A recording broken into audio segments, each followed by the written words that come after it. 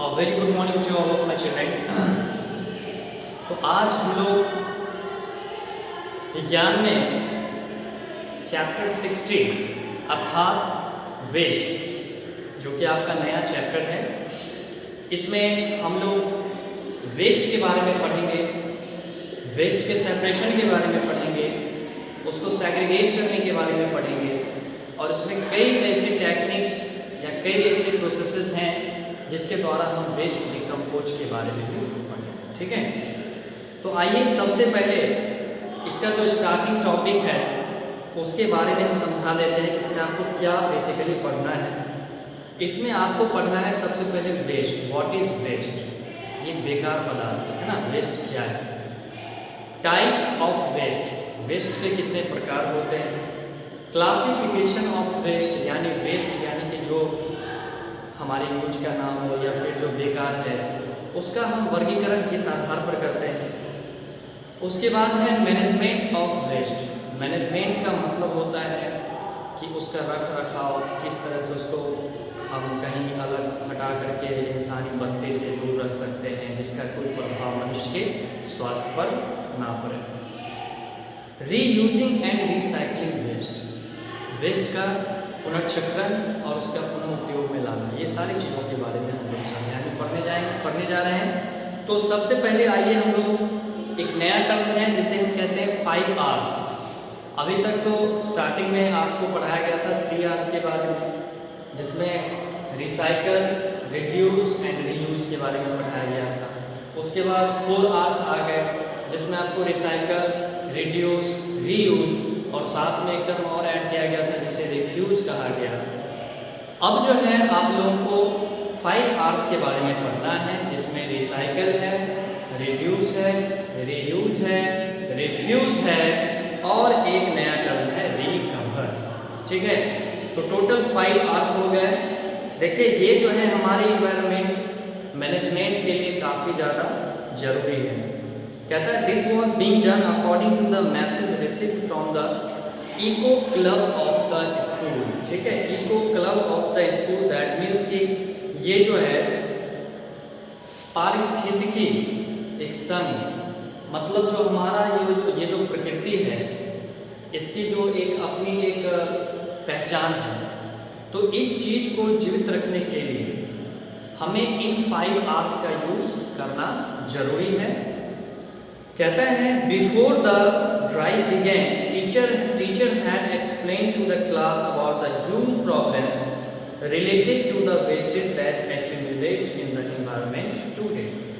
कहता है कि आज के दिनों में हमारे पर्यावरण में जो वेस्ट प्रोडक्ट जो काफ़ी ज़्यादा मात्रा में जमा होने लगे हैं, तो इसके जो प्रभाव हैं पहले मैं आप लोगों को इसके बारे में स्पष्ट कर देना चाहूँगा। ठीक है, तो देखिए जो वेस्ट प्रोडक्ट हैं बेसिकली खास करके इसमें सबसे ज़्यादा खतरनाक प्लास्टिक को ही माना जा सकता है। प्लास्टिक जो है वह एक तो डिकम्पोज होता नहीं है, दूसरी बात कि अगर ये डिकम्पोज हो भी तो इसमें कई हजार वर्ष लग जाएंगे। ठीक है, और तब तक हमारी पृथ्वी ही नष्ट हो जाए। तो इससे अच्छा है कि क्यों ना हम इन सारे चीज़ों को मैनेज करके चलें।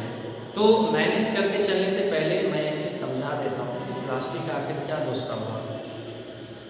एक तो इतना ज़्यादा प्लास्टिक है कि अगर उसे हम जला दें तो जलाने के बाद जो उससे विषैला गैस, जो केमिकल्स रिसाव होते हैं, ये हमारी प्रकृति को बहुत ज़्यादा नुकसान पहुँचाते हैं। ठीक है, दूसरा जो हमारी प्रकृति में जो मिट्टी के अंदर जिन प्लास्टिक्स को दबा दिया जाता है, उन प्लास्टिक्स के मिट्टी के अंदर डंप करने के बाद वह एक तो डिकम्पोज नहीं होता है, दूसरी बात कि जो वर्षा का जल रिस करके जमीन के अंदर पहुंचता था अब वह नहीं जा पाता। इसका परिणाम ये हुआ कि वाटर लॉगिंग है ना, यानी जल जो है वह जमीन के ऊपर ही जमा होने लगा और वह सनलाइट में वेपोराइज होकर के फिर से ऊपर ही चला गया। तो दिक्कत ये है कि हमने एक तरह का परत बना दिया है कि पानी पृथ्वी के अंदर प्रवेश नहीं करे। अब अगर पानी उस प्लास्टिक के कारण अंदर नहीं जा पा रहा है तो हमारे जो आसपास के जो भूमिगत जल, जो अंडरग्राउंड वाटर हैं, आप देख रहे होंगे कि इतने बारिश के बावजूद भी चापाकल सूख रहे हैं, उसमें पीने योग्य जल नहीं पहुंच पा रहे हैं। आखिर इसके कारण क्या है? कारण बिल्कुल स्पष्ट है कि बारिश जितनी होती है उतना ही तेज धूप भी होता है, और वो सारा पानी जो कि पानी रिस करके अंदर जाना चाहिए वो इसके अंदर भी नहीं जा पा रहा है, तो वो पानी ऊपर ही रह रहा है। और जैसे धूप होता है कि सारा पानी वेपराइज होके ऊपर चला जाता है, और जो बचा कुचा पानी है थोड़ा बहुत वो मिट्टी में रिस जाता है, जो कि खेत वगैरह में आप फसल उपजा लेते हैं। लेकिन अंडरग्राउंड वाटर का क्या होगा जब पानी अंदर जाएगा?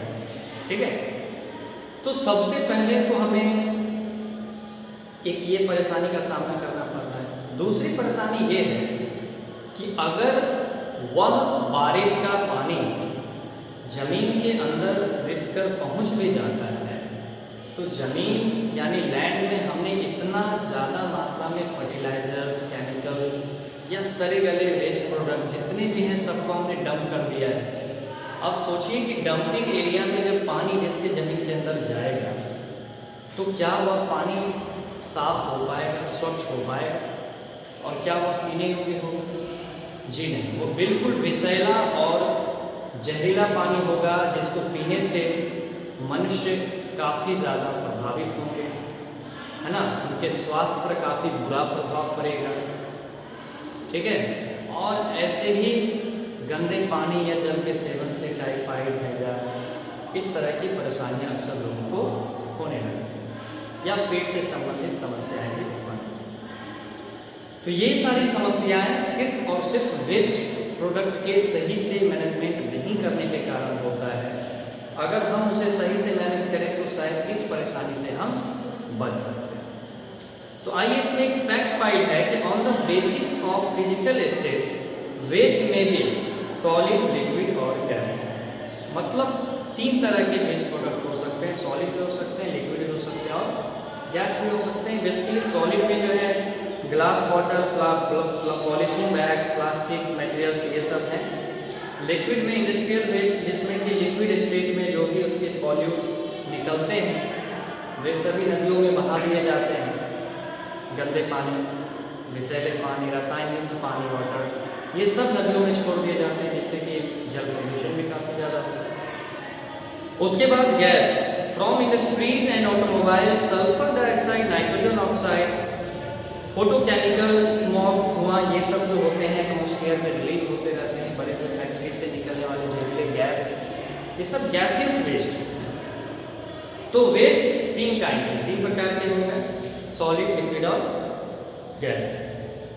ये वेस्ट के प्रकार हैं। चलिए अब हम जानते हैं कि वेस्ट क्या है। सबसे पहला अब मुद्दा है व्हाट इज वेस्ट। आपने 5 R's के बारे में जान लिया, अब वेस्ट के बारे में समझिए। कहता है waste is any substance which is of no use to us animal, मतलब वेस्ट वह पदार्थ है जिसका अब हमारे लिए कोई उपयोग नहीं है। Which we try to discard, जिसे हम नष्ट करने के बारे में सोचते हैं। The real problem is how to discard it. अब देखिए सबसे मुख्य समस्या ये है कि आखिर हम इसे नष्ट किस प्रकार करें so that our environment is not affected, ताकि हमारी यह पृथ्वी, हमारा यह वातावरण, वायुमंडल प्रभावित ना हो। Every day each household generates a lot of garbage which is then thrown away. प्रत्येक दिन घरेलू कूड़े कचरे हमारे घर से, आपके घर से, हर जगह कहीं ना कहीं हर दिन आप देखे होंगे सुबह सुबह मम्मी दीदी कोई उठते होंगे और घर में जो है झाड़ू लगाना शुरू कर देते होंगे। तो झाड़ू लगाने के बाद जो इतना सारा वेस्ट, गंदगी, डस्ट, ये सब निकला, ठीक है, तो आप या तो उसे सड़क पर जाके छोड़ देते होंगे या किसी नदी नाले में जाकर डाल देते हैं। कहता है thus taking into view the mountains of garbage generate in a city every day, it is essential to manage garbage efficiently. शायद हम लोग अपने आसपास इन पूरे कचरों का ढेर तो नहीं देख रहे, लेकिन जो बड़े बड़े शहर हैं, बड़े बड़े शहरों में हर दिन वहाँ से हजारों टन कूड़े कचरे जमा किए जाते हैं और उन्हें डंपिंग यार्ड में जा करके कूड़े लिए जाते हैं।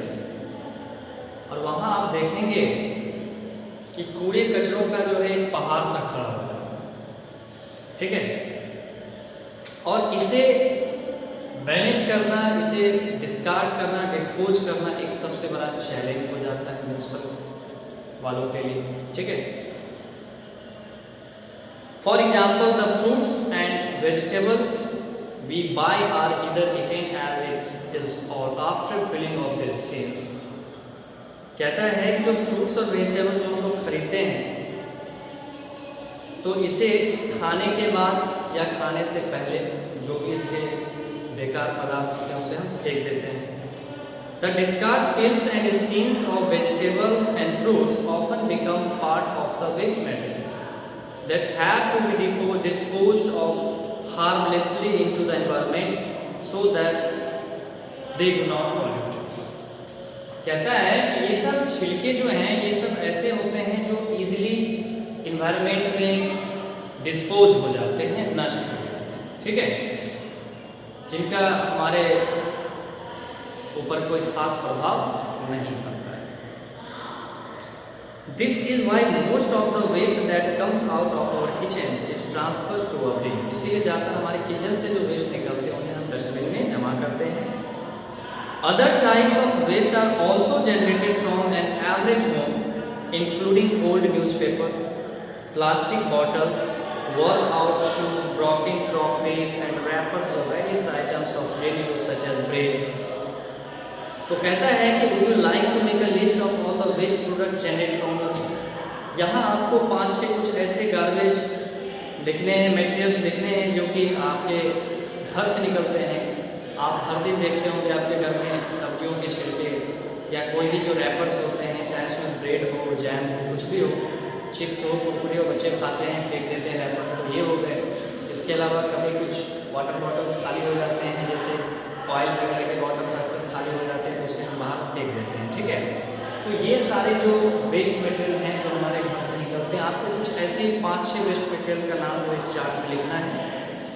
तो आगे कहता है besides pills, silks, cutting from vegetables we can spot waste paper, empty plastic bottles, broken crockery, old shoe, chappal, है ना, ये सब पुरानी फटी पुरानी जूते जो होते हैं, चप्पल होते हैं, ये सब rags, broken toys, fuse, bulb वगैरह है, ट्यूब लाइट है, इरिपेरेबल इलेक्ट्रॉनिक डिवाइसेज हैं जो अब ठीक नहीं कराए जा सकते हैं, और उसके जो कंपोनेंट्स हैं etcetera in the garbage bin. आप ये सारी चीज़ें किसी भी कूड़े कचरे में या कूड़ेदान में आप देख सकते हैं। तो let us make a rough estimate of the garbage bin produce. तो हमें एक छोटा सा मतलब कि कहता है एस्टिमेट करके एक चार्ट बनाना चाहिए जिसमें हम ये देखते हैं कि अपने घर से क्या क्या कूड़े कचरे निकाले जाते हैं।